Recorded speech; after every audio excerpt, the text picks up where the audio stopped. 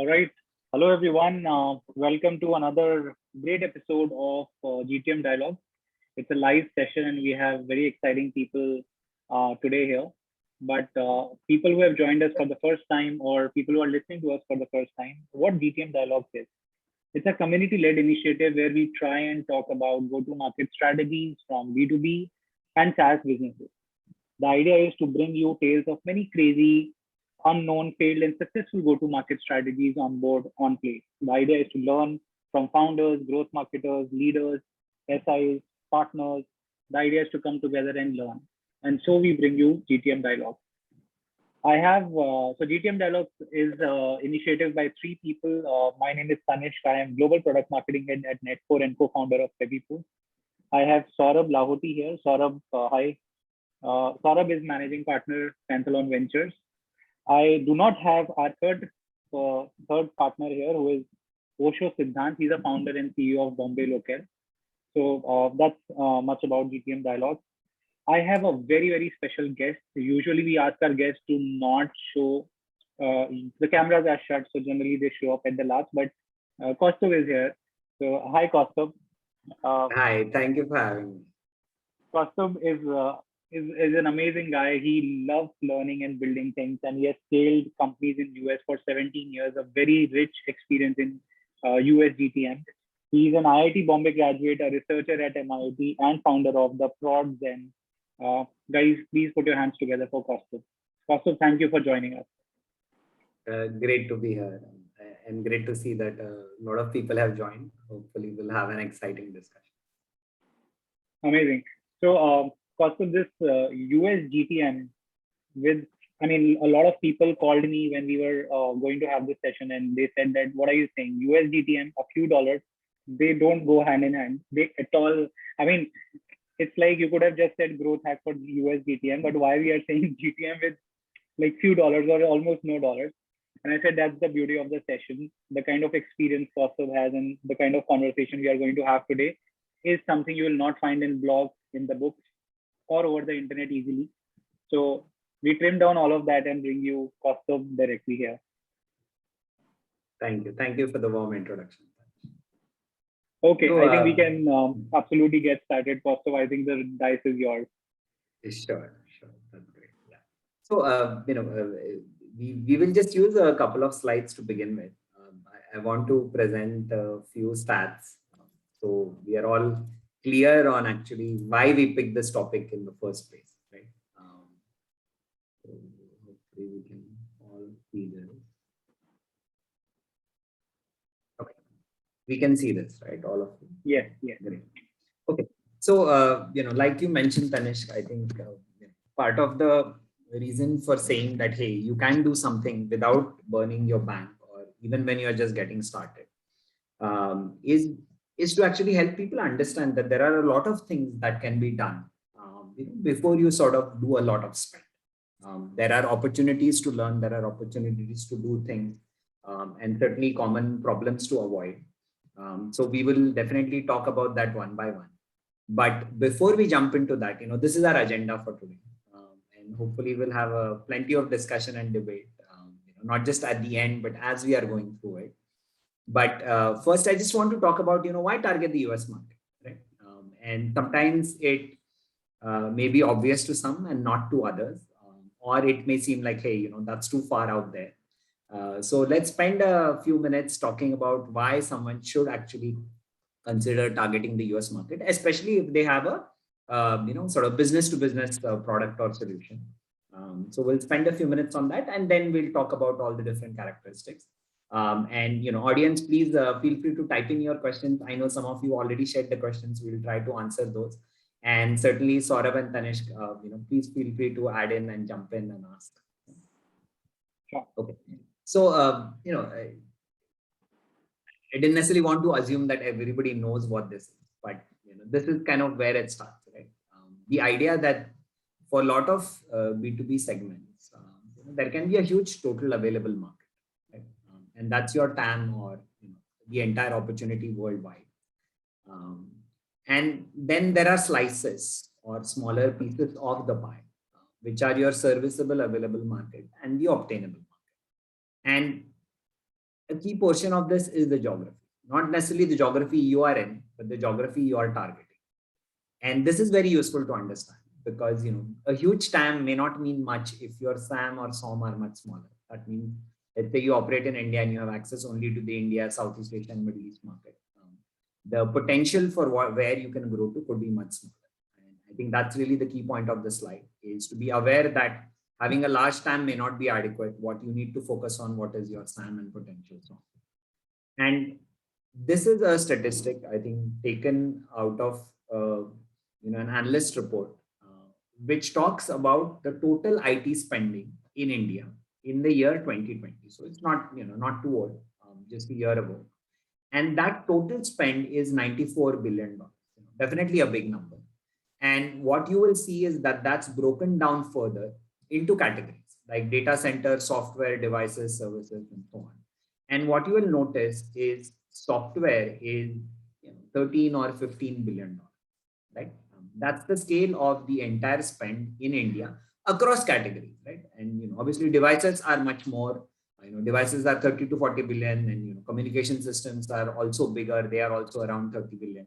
But software is still under 20 billion, 13, 15. Different analysts will give different reports. But that's sort of 15. The number you want to remember is roughly 15 billion. You compare that with the total IT spend in the US, right? So the first thing you will notice is it's an order of magnitude higher. It's not in billions. The total spend is in trillions. It's 1.87 trillion, right? And a lot of the mature economies, the software, the device spend is usually what happens at the beginning. As people acquire, smartphones, they acquire laptops, desktops, server systems, and then it kind of tapers because people have already acquired systems. There is always a replacement cycle. In India today, it's a first-time acquisition, right? A lot of people are acquiring smartphones for the first time. A lot of people are acquiring servers for the first time. So the device spend tends to be higher. And then the software spend is just kicking up. In a more mature economy, the device spend has already happened. There is a replacement cycle which runs every 2 to 3 years. But the software spend is much higher. And depending on which analyst you believe, whether it's Gartner or IDC, the software spend could be as high as 50 to 60% of this 1.87 trillion. Right? So it's tens of billions more than what you could potentially be looking at. And these are sort of broad strokes. If you look at specific segments within any kind of software, you will often see that at a minimum it's 10x more. And in many specific categories, it could be 50x or 100x more, depending on the vertical or the sort of advanced level of the technology. Right? So for instance, if you talk about AI budget spends, while it may be in the news a lot, it's quite likely that the spend in the US is 50x or 100x of what's happening in India. So, that should be a clue for founders. What is your category? And a lot of these numbers you can find online as well. You don't need a subscription. So that's really the first thought I want to leave people with. And I will pause here and stop sharing the slides because I think this is the key point. Why is it actually, why should we even bother actually pursuing the US? Because 10x, 50x, maybe even 100x more than what you could be potentially targeting in India. Also, maybe one question that kind of comes to my mind is that in India, we have sectors like manufacturing, mining, logistics, which always have been laggard when it comes to technology and kind of SaaS adoption, right? When you compare that with US, are there sectors like manufacturing and logistics which are relatively less mature when it comes to software adoption, or in general, this whole digital customer acquisition methodology, which is very much not present when it comes to customers like that? They need to be met physically versus being sold in a digital environment. So, yeah. So it would be interesting to know that. Correct. So I will, very good question. So what are the industries and what is their approach to acquiring software? I sort of read it broadly. So the first thing is that the industry mix itself is different, right? So manufacturing is very small, though, of course, it came back a little bit during the Trump era, but manufacturing is a much smaller slice of the pie. Logistics, on the other hand, is much bigger, right? So, you have several logistics companies. E-commerce has been there, for 20 years. From the time I joined the first startup, I think e-commerce boom was in the late 90s. So certainly e-commerce and supporting logistics has been around and growing rapidly for several years. Also, it has a huge, road transportation network, right? Unlike India, which, has probably built that in the last 5-10 years. So first thing to note is that the industry mix will be different. It's not going to be the same. So taking the industry mix and your target segments and industries as in India may not automatically map to the US. It is a greater services focused economy. So, obviously pharma is big, telecommunications is big, some slices of manufacturing and high tech, biotech will be there. Chemical technology continues to be there, but it will be different. Lot of your automotive manufacturers have pushed their assembling base to places like Mexico or Eastern Europe or China or India or Southeast Asia. So, the mix is going to be different. The second part is, do you actually need to meet people? And the short answer is no, not always. In India, selling is very relationship based, right? I will not buy from you unless I know you and I know a little bit about you and where you live and your family, and you know a little bit about me and my family. I'm unlikely to do business. The exceptions are, things I go and buy in the supermarket. I don't need to know the shopkeeper's family for that. But if I'm going to buy software from you, and even if it's a lakh's worth, or definitely when it starts going to higher numbers, certainly I will want to get to know you, and I would expect that you meet me a few times and we have interaction and we have a cup of chai or coffee or something like that. Now that doesn't exist because people are actually used to buying software, right? So software buying relatively newer in India in that sense, especially when it comes to software as a service solution. So people are actually okay to buy without meeting. And I think this whole if I were to say sort of what are the buckets, I would say anything that is $25,000 a year or less could be easily bought or sold by a software vendor without actually ever having to meet the customer. Means, obviously you may need video calls and you may need phone calls and emails and so on, but the 25,000 number also has now, from my understanding, increased to maybe 30, and some cases going all the way to $50,000 a year. But 25-30,000 is sort of a number where I would say you don't need to meet people. If you are selling $100,000 and more, yes, you will need some local presence. At some point, somebody will need to go meet someone and shake their hand. But lower numbers, you don't. As compared to that, in India, even if you are selling a lakh's worth of software, you will likely need to call on the customer a few times. Sort of barring the COVID situation exception, you will likely need to meet people.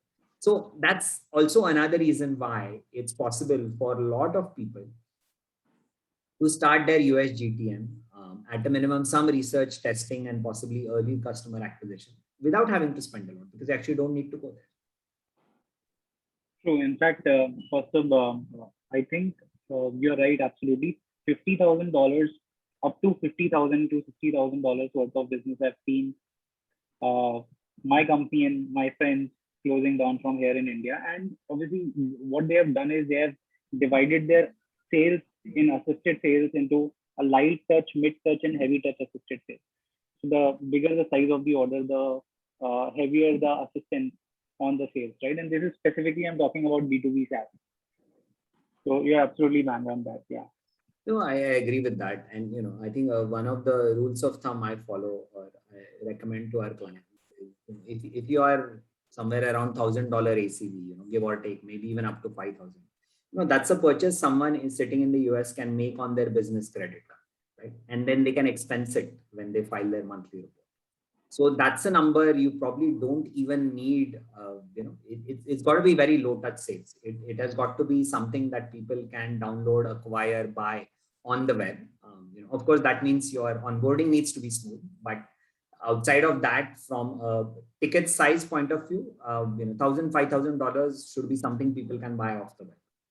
If you start getting into a territory where you are somewhere between that and 25,000, maybe all the way to 30, 40 or 50,000, then you will need some kind of inside sales. So you will need somebody to get on the phone or a Zoom call or, some kind of web conference to actually be able to talk about the product, maybe give a demo, maybe, do a small trial or a POC, depending on what stage of the product journey you are. And you will need that level. And I agree with Tanish's point. Once you start getting into the $50,000 and $100,000 and beyond territory, then certainly some level of handshaking is going to be required. Some level of US presence will also be required, right? So as you start getting into the higher end of the spectrum and solutions which are, the customer is going to depend on, they will want actually US presence, maybe a US based company or an office or a distributor or something.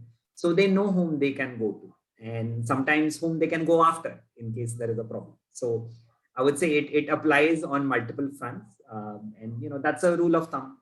It's not etched in stone, but I think that's something for people to consider. So that means if you're anywhere under the $25,000 mark, then a lot can be done and possibly you could even build your business without creating a local presence or having to physically travel a lot to the US.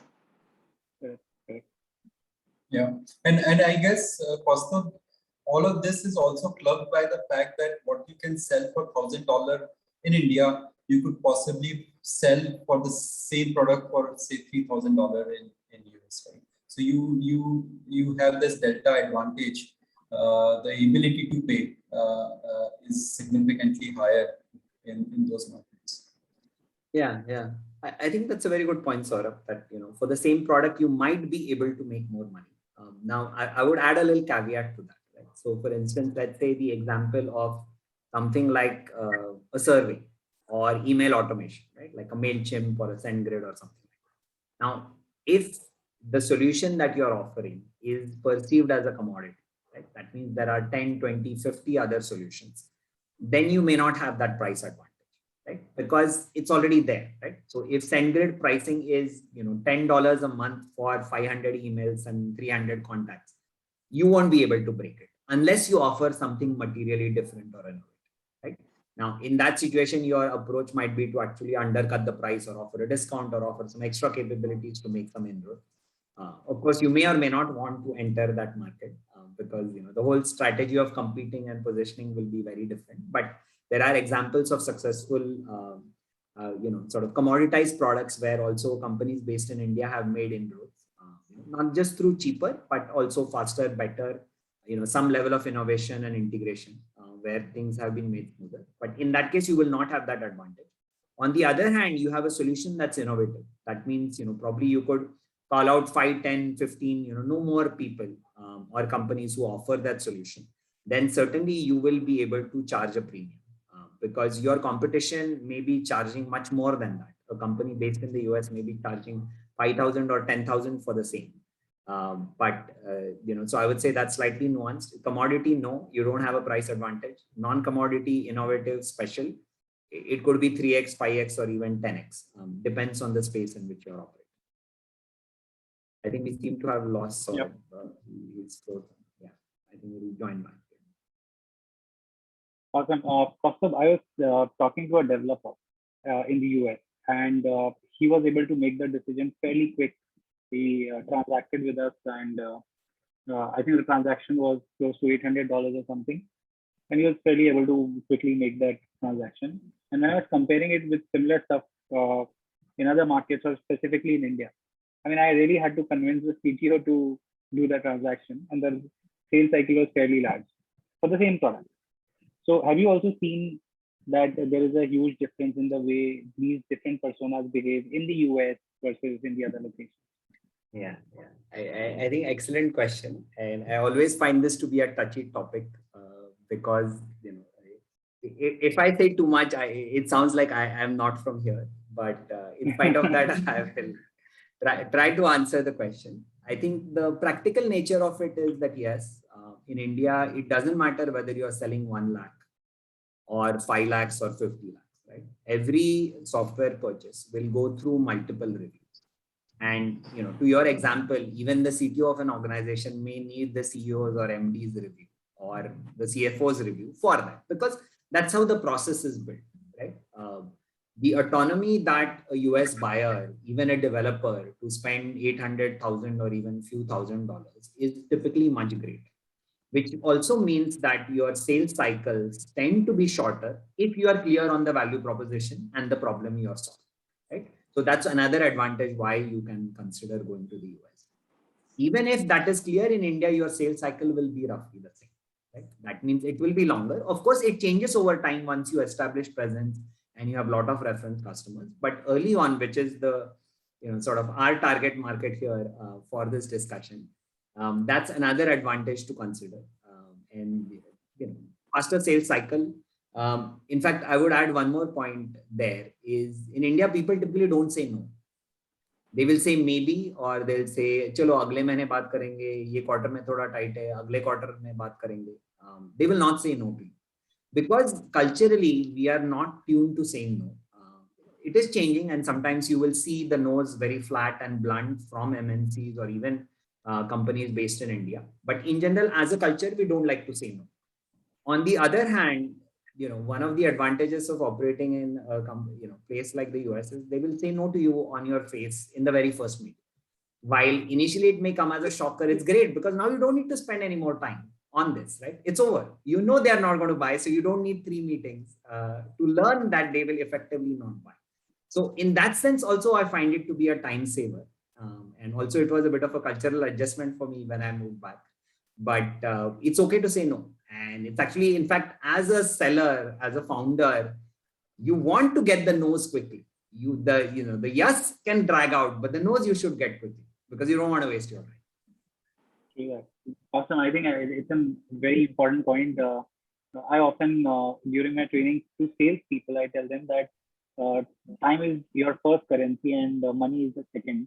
So you have to figure out that which account you should. You have 30 days in a month and you're working for 20 days and you have X number of sales meetings. So you have to figure out at which account you should not be spending time on versus which account you should be spending time. Yeah, of course. Yeah. No, that's an excellent observation. I mean, that being said, right? Let's face it, if you are selling something complex, the sales cycle is going to be 3 to 6 months, right? There is no shortcut there. And especially if you're early on, if you're a point solution, sales cycle should not be that long. Then, you probably need to look at your product and positioning. But in general, it's going to be faster. Once you figure out what to say to whom, and what to say is also important. What product it is also important. Another common challenge I see is people take the product which they have built and sold in India, or for that matter, even Southeast Asia, and sometimes assume that the same product will work in the US. It can sometimes, because the problem is the same, the buyer personas and the user personas is the same.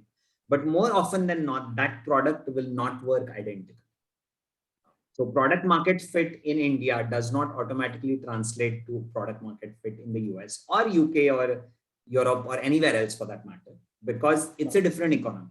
The buying cycles are different, the needs are different, the personas are different, expectations of experience are different, level of user experience, level of reliability.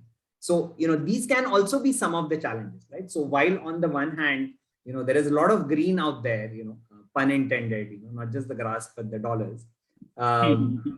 You still need to actually figure out a way to crack that market.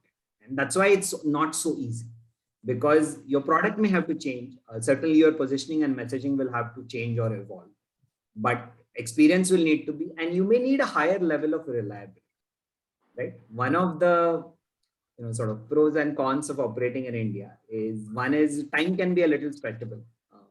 If you give a deadline, you might get some grace period for a week or a month, depending on the if things go down, that may be accepted. Product nahi chal raha hai, weekend mein server crash ho gaya, your customer will actually entertain that conversation.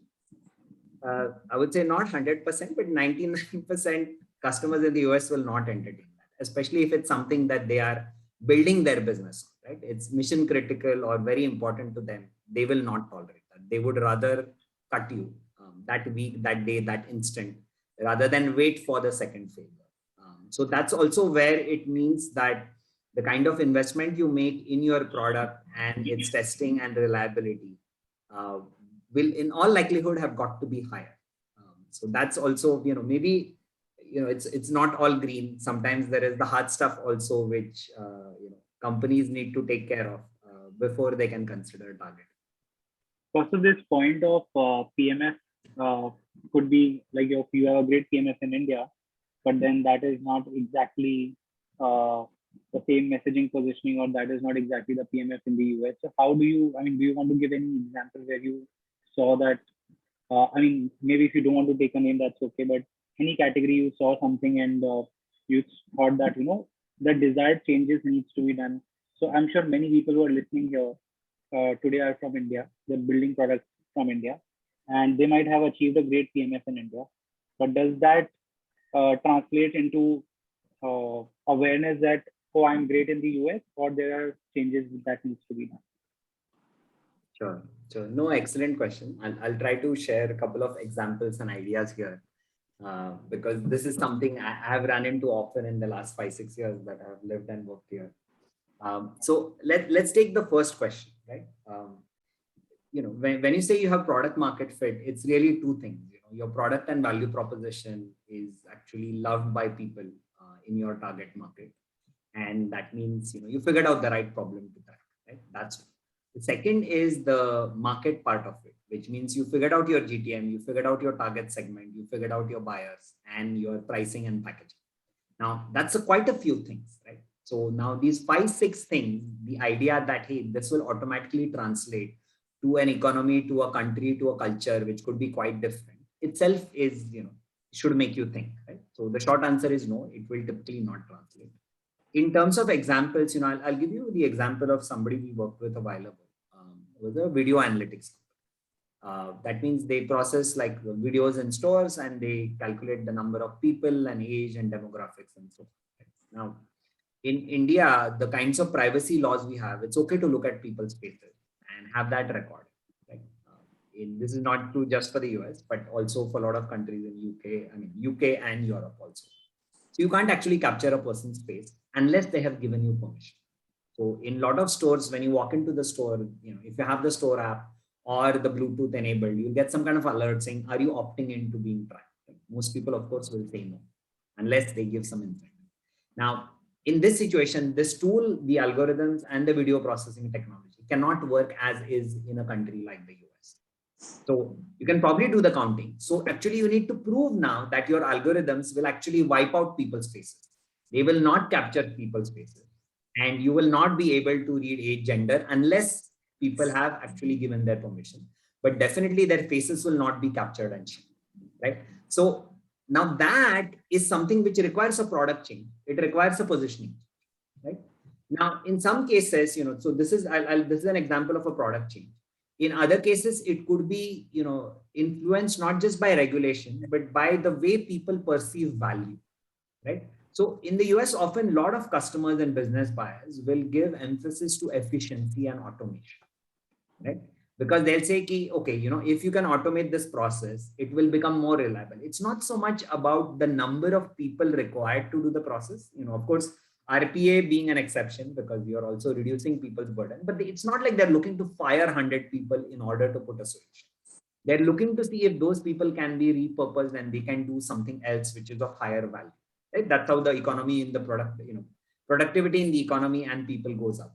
So that is also another nuance where in India, you may be, if you try to sell something based on efficiency or optimization or automation, you will get pushback saying ki, chalo, ye to main 2 log laga ke kar lu, right? I'll put 2 people and, your software is going to cost more. So I don't want your software. I'm going to do this by throwing people at the problem. You will rarely, if ever, hear that from a US customer. That means if your pitch is that, I'm going to make this efficient, it could actually work. Whereas in India, you'll be sort of trying to dance around that, hey, this is efficient and you won't need as many people. You will actually be trying to accommodate for that. But, so that's another example of what could work. It depends on what you are doing. Third part I would add is appetite for innovation, right? So if you look at, and this is not true universally, but if you're targeting large companies, they have all kinds of operational systems already. They may have some level of BI and analytics already. They may have some level of automation and mobility already. So they will be looking for cutting edge innovation. Right? That means, it's not just technology like AI, ML, but it could be a whole new approach to building a solution, a whole new approach to dealing with an industry. And if you can come in and save them time, effort, and reduce risk, they will be happy to entertain. And cost will not be as much a consideration. But understanding this nuance is very important because it's not broad strokes. Right? There is no one rule across industries and price points. It will depend on the problem that you're solving. as to how to position. So I would say that's another distinction, in terms of the example. And I mean, these are based on people we have worked with, without sort of. So, so first of all, the positioning itself, like for example, there are many SaaS companies who go ahead with a approach which is I will position myself as I'm solving this problem globally, and not that I'm solving this problem in India and this problem becomes something else in the US. And then there are second kind of companies who are SaaS companies who are saying that I would personalize my logos when someone visits from the US. I would personalize a lot of things, and they would also personalize the message, right? That maybe in India they are the largest, but in the US they are maybe an emerging. They're not a leader, so then they would try and figure out something, or maybe they will use efficiency or something. What approach do you think works with most SaaS companies, or is there a recommendation on the approach? Okay, so I don't have a generic recommendation, but I will try to answer this in a slightly different manner. So for culturally, for a lot of people in the US, the world revolves around the US, right? That means their knowledge of the world, and this has changed and improved in the last 20, 25 years. But Yeah, I hear NIA a lot, by the way, not invented in America. I think that's a good one, but so, if you are to use the language, including the words, right? So even your messaging, it will need to be adapted to the US.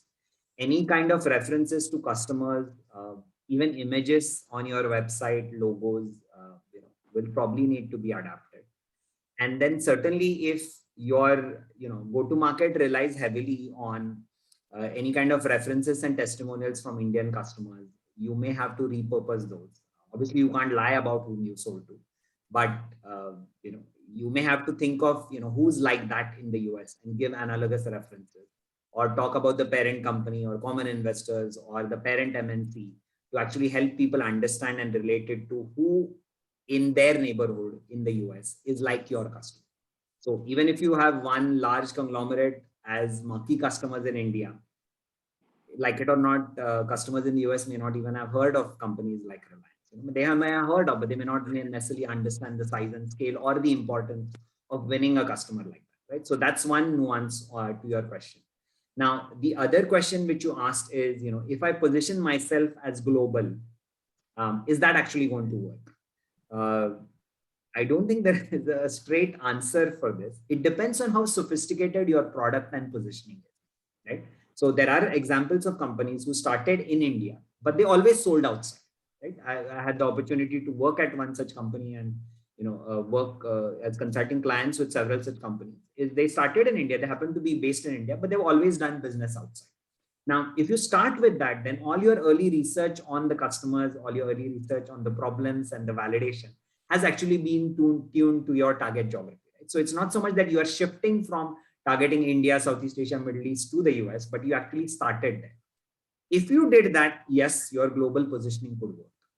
And then you could, even look at just registering a company in the US and the billing could be from that entity and so on. And so a lot of options could open up, but just, taking your name and implanting it there will not work. Probably you're building from the ground up and your marketing and positioning would need to have started there. Or if you are going to think of doing the shift, then it's okay to start with this again.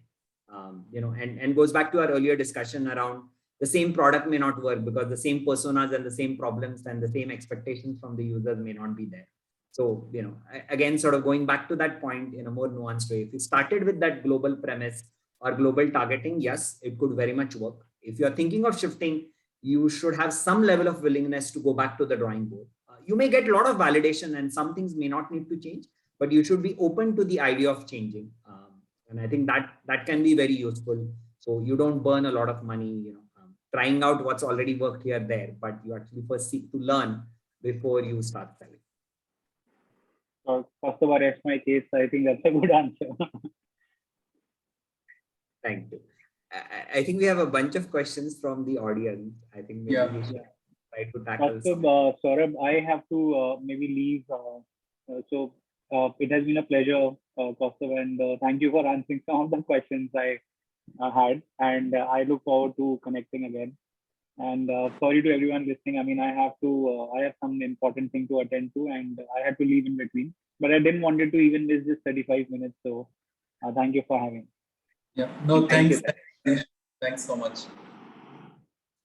Kaustubh, maybe I'll kind of pose the question that has come from the community. The first question is from Avinash. Avinash, by the way, he sometime back came for one of the session where he talked about ESOPs as a how to leverage ESOPs when you are very early in your journey. So it's good that we have previous speakers joining the forum today. So his question is, for SaaS solution, how important is it to have our integration APIs ready before starting to sell in US? So the role of APIs to get into US markets. Okay. Yeah. So part of the answer will depend on the specific product, but the way I would say it is, is can your product adapt to systems being used in the US, right? So to take an example, let's say you integrate with a Salesforce or a CRM system, then, what are the common systems used in the US? And this example applies whether it's to Salesforce and CRM systems, whether it's to manufacturing systems, to ERP, to marketing automation, anything, right? So if your product or solution is expected to work with other systems, then having either actual integrations or a clear roadmap for achieving those integrations is going to be important, because that will clearly be the first question, right? One of the things in which I see this come up very often is security and certifications. And I think I saw some other questions related to that. So having, especially if you're going to sell to large enterprises, then having security policies and certifications, including ISO, including VPAT testing, some of those things are going to be required. So the easiest way to assess that is look at your, like to like or similar area competition. Look at the certifications that they have, look at the integrations that they have, and see how you can get there. You need not get to all of those. It could depend on your specific target segment, but that's a good proxy, independent of what solution you are doing, whether it's on security or integration, that you will need to consider mimicking or having at least somewhere in your own. Yeah. In fact, Kaustubh, what we are seeing within our portfolio is that it's one is that it helps when it comes to integrating within the product landscape at your customer's end, but it also becomes a great GTM strategy, because once you are kind of being part of a certain ecosystem, let's say if you're partnered with Microsoft or if you're partnered with Shopify, they sometimes helps you acquire customers. Microsoft is fairly reputed in that context, and we have few of our portfolio companies who have partnered with Microsoft, and they have actually created a quota for their employees or their sales force to actually take their products to their existing customers. So sometimes having such partnerships and deeply integrated product not only helps you when you sell, but also helps you with lead generation and acquiring customers. Sure. Yeah. In fact, that's an excellent point. And I also see some questions about, should we go direct or should we have partners, amidst the questions. So one of the GTM strategies, especially for mid to high end price ticket items, may not necessarily work for $10 a month items, but maybe somewhere in the 25K to 100K range and higher. Having strategic partners like this, either the cloud players, and certainly Microsoft Azure and Microsoft as a company have been very supportive and interested in actually pushing solutions based out of India. I think we've seen that with multiple of our clients. It could be a partner, right? So one of the cloud players could be a partner. AWS, typically you need to be at sort of higher volume of sales to be relevant, but there are exceptions. I've seen good examples in the IoT space. I've seen good examples in the analytics and sort of voice integration space, where companies have been able to partner with somebody like Microsoft or Azure and be able to drive their USG. That's one example. There are also other companies, so Walmart has accelerators, Cisco has, NetApp has. These are just examples, so does Lowe's and Target. So these could be also opportunities for you to test your product if you happen to be in one of those segments, right? So that's why there isn't a generic answer. But if you happen to be in one of those segments or targeting those industries, then partnering with someone like that could actually open doors for you and will also bring you a US style validation, right? So if you're a company, let's say that's worked with NetApp and Cisco, which are big brands in the US, then automatically that will carry over. Same thing for Microsoft or GCP. GCP is also trying to do a lot from what we've seen with some of our clients. But that's an excellent point that in general, some of your GTM could be powered by your partners. And there are examples of companies which have never really built a large direct sales force outside of the founder selling that they did initially to manage their entire USG. Yeah. And in fact, if your product becomes very, very critical for your customer, or let's say the product is in security space, it becomes more and more important that you go with a credible partner. Till you have certain big logos from the market, I think it's a good idea. And particularly if you are in enterprise segment, it helps to have a good partner along with you. Sure. Yeah, no, I agree with that. I think that's an excellent observation. Yeah.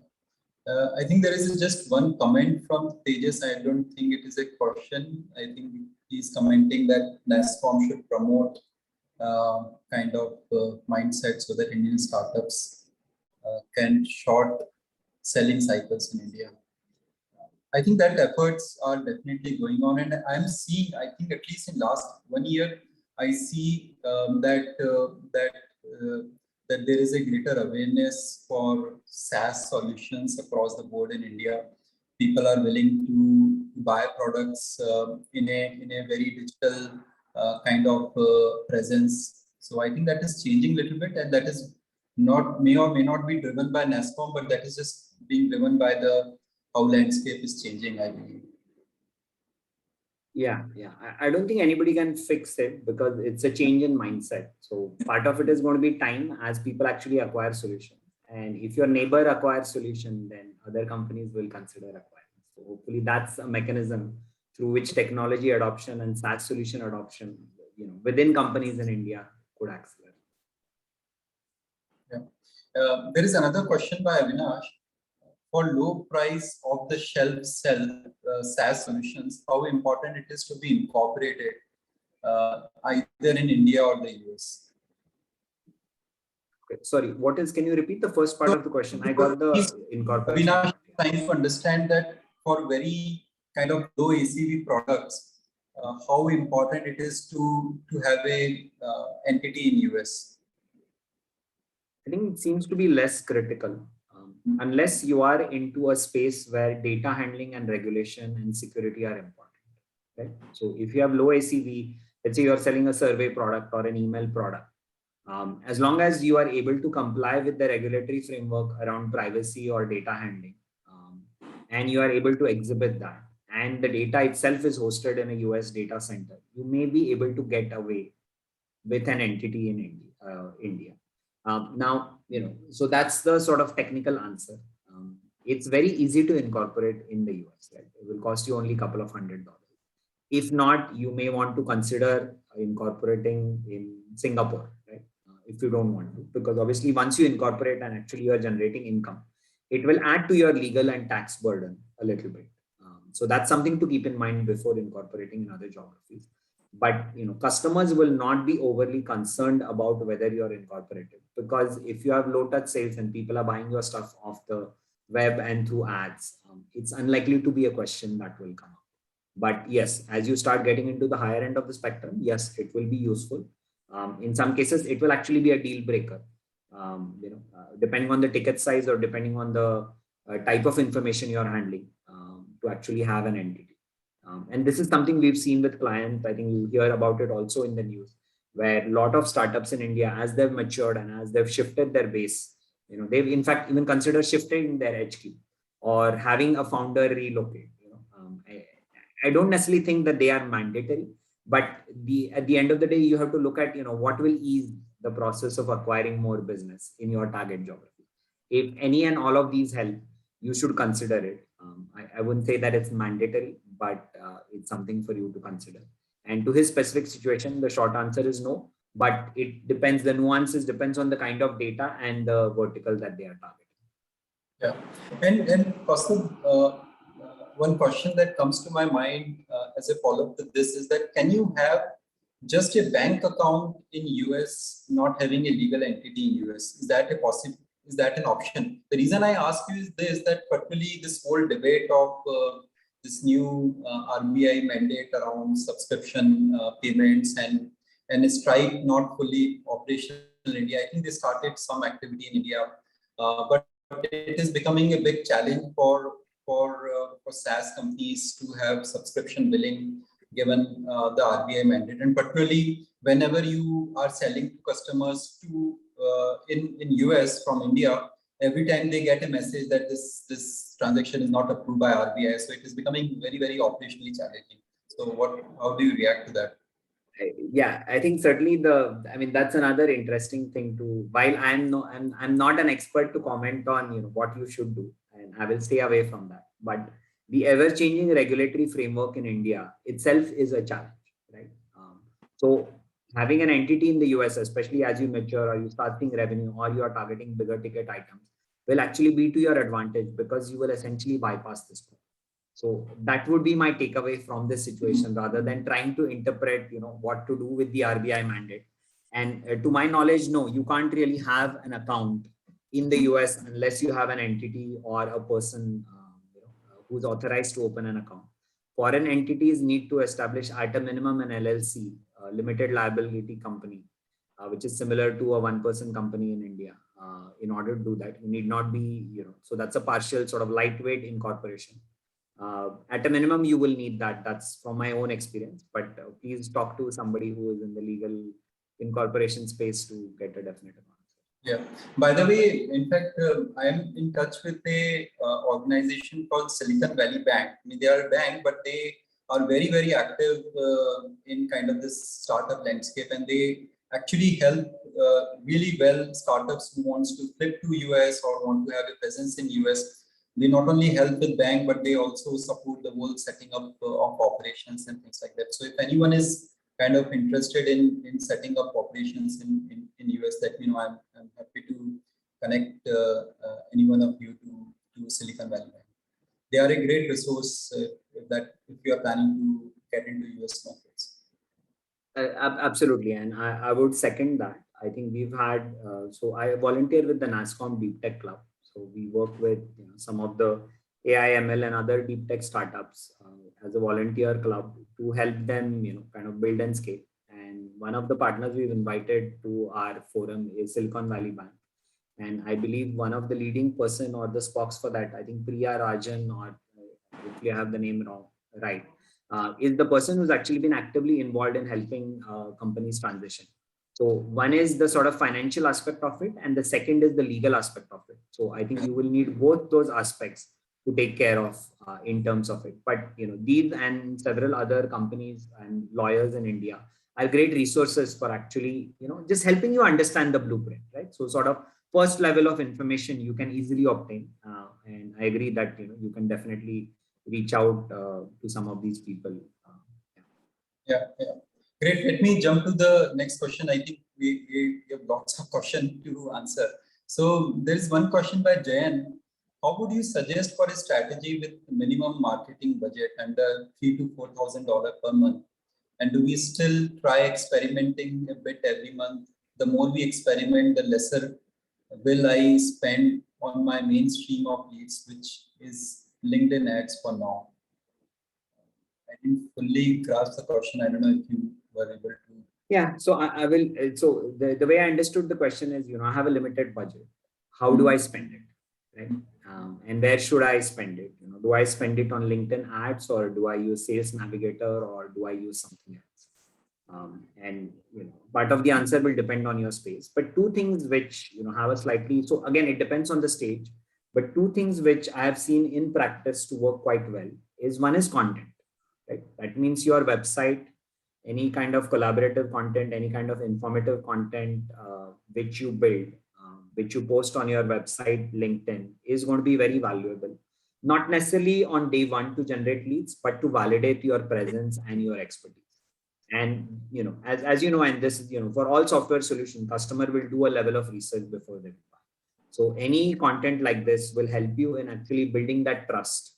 And that's very important. So part of the challenge with dealing with a geography where you are not present is you need to build trust. So your presence through content is going to enable that. That's one. Second is emails and reach outs. And LinkedIn ads, I think it depends on the space. I've had companies which have had good outcomes from LinkedIn ads and others who've had much better outcomes with InMails. So I don't know which is better. You will have to test one and the other.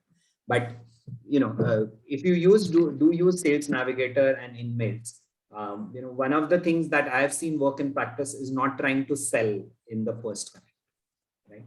Is maybe sharing something useful, which could be information, could be a white paper, could be a download, could be a checklist, or potentially invitations to events, right? Which could be a webinar or a discussion or some kind of activity like that, or could be a video demo or a link to a demo or something like that. First, seek to learn and seek to share and provide value before you try to sell. And on the seeking to learn part, if you are able, if you have some network, friends, family, co-workers, colleagues who can give you warm introductions to a few people in your target companies, that will help. If you absolutely do not have that, then approach your target roles through InMail to begin with, but try to avoid selling directly in the first connect. The only exception is if you have done a lot of research on that company and individual.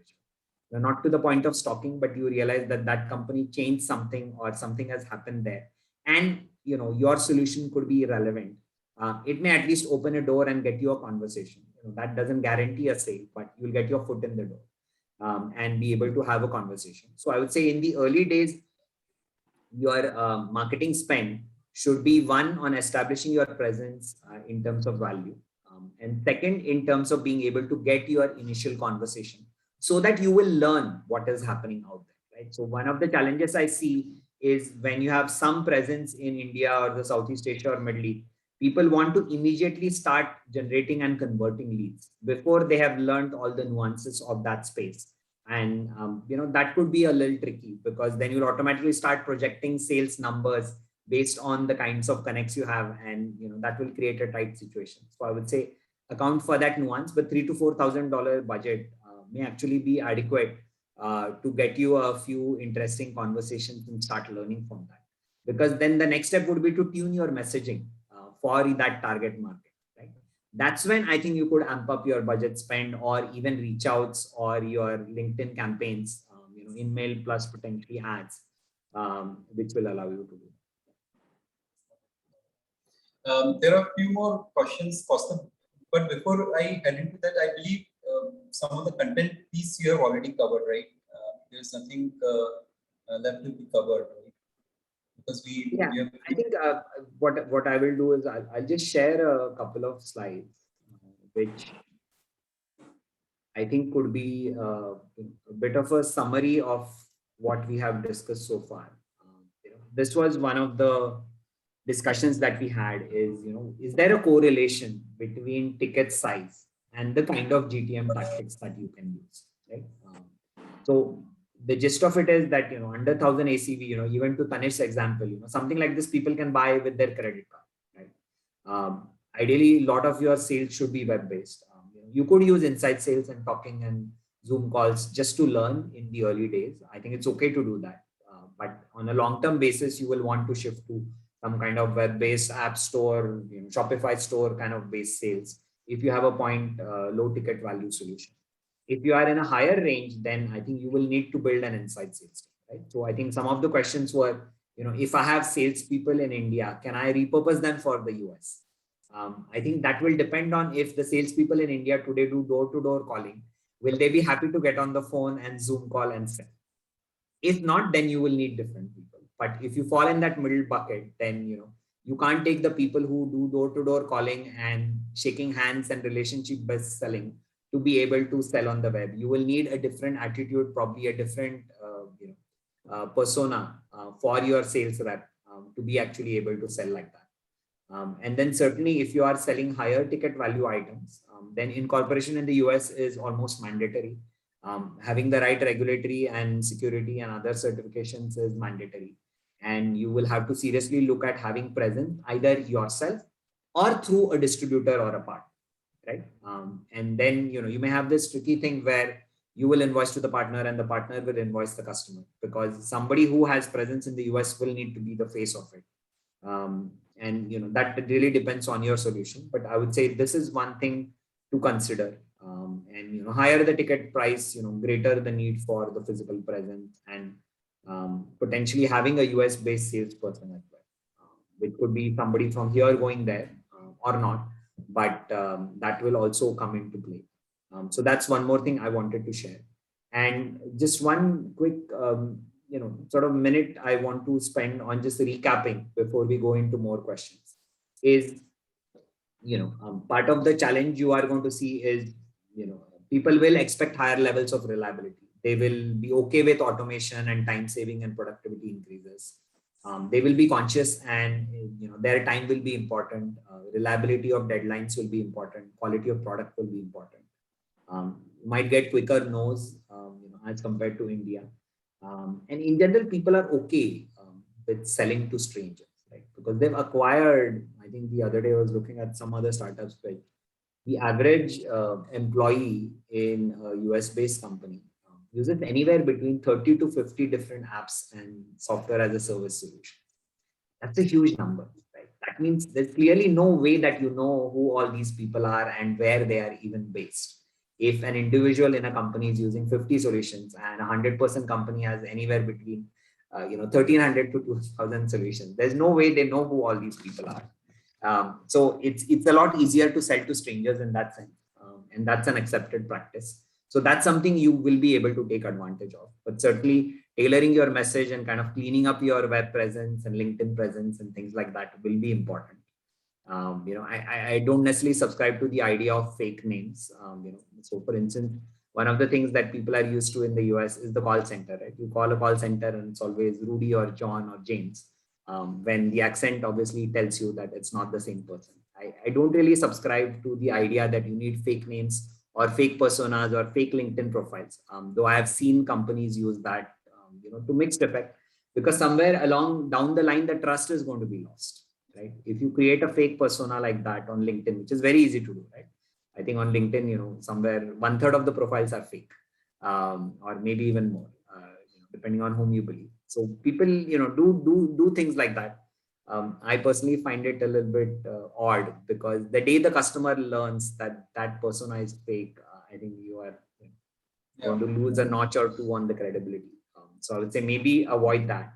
I think those are all the things that I wanted to get out in terms of slide. But I think I'm okay to take a few more questions and continue. Great. There is one question by Monish that please share minimum certifications required in generation for a SaaS company. So I think this is more generic question. I don't think this is specific to getting into US market, Monish. I believe I don't think a SaaS company is very much different than any other company, right? I think if you're setting up a company, you need to set up a legal entity. That is your question, if I've understood it correctly. I think he's asking more about certification. So for instance, security certifications from ISO may be required, right? Penetration testing validation may be required. So technology certifications may be required. If you are in regulated industries like pharma or healthcare, some additional compliances may be required. And I think, he's added a comment saying security certification. So definitely, I don't, if you ping me, I will give you the exact names and numbers of the ISO and other certifications. I do not have those off the top of my head, but please ping me. I think we've recently done work with quite a few clients on the security certification. So I'll be happy to share the list with you. Great. There is another comment by Sujit that I would also like to know how a young company can create channels pipeline to sell in US. As a bootstrap freelancer and someone who has limited connects in US market, I am facing challenges in establishing footprint in US. Okay, excellent question. How do I get started? In terms of establishing these connects, and people may not love the answer, because it's going to be about investing your time and energy, even if you don't invest a lot of money, right? So the same process that you may follow in India, you may actually have to follow in terms of finding people who are warm contacts. right? So in India, for instance, you will not walk into a Reliance or a Tata and suddenly try to sell to the CEO. You will seek to find, 2, 3, 4, 5 intermediaries before you can get to that meeting. Now, even if the people in the US are okay to buy from strangers and from companies in India, the initial introductions where you are seeking to learn and establish a presence may need to come from your network. So you may have to work your network in that sense, level 1, level 2, if you have an investor, they could facilitate. If you have friends, family, sort of order 2, order 3 contacts, they could facilitate. And those may be important only in the initial stages where you are seeking to learn, right? Where you seek to understand whether your product is relevant, whether the use case is relevant, whether your pitch is relevant. You will actually have to do a little groundwork and homework before you will get to that stage. And then you will need to start building presence, right? In terms of content, in terms of your website, until you get to that point where you land a couple of US customers, right? And once you landed a couple of US customers, even if they are your POC or trial customers, as long as they let you use their name, or at least you will be able to talk about them in private, then you will start getting into a zone where your believability and trust quotient will start increasing, right? And this is independent of whether you are a SaaS business or whether you are actually selling to the US. It's to any other geography for that matter. That's the only way you are going to build. So as an entrepreneur, as a founder, I think you have to be you're already resourceful. So bring that same game to the connects, and it will take some time, but it's quite possible to get there. Couple of other things that I've seen work well as alumni networks are networks like TIE, in some cases NASSCOM. All these bodies are actually invest a lot in enabling companies from India to actually connect to companies in the US. Most of their do not require a lot of money. Couple of programs recently that were run cost less than $1,000 to actually facilitate getting in front of investors and customers and buyers, CIOs and CTOs in the US. So I would take advantage of some of those programs, which do not require you to spend a lot. Kaustav, we have run out of time, but maybe I'll take the last question, and I'll maybe email the questions and see if we could find a way to get these questions responded to. Maybe one last question. Let me see what could be an interesting one.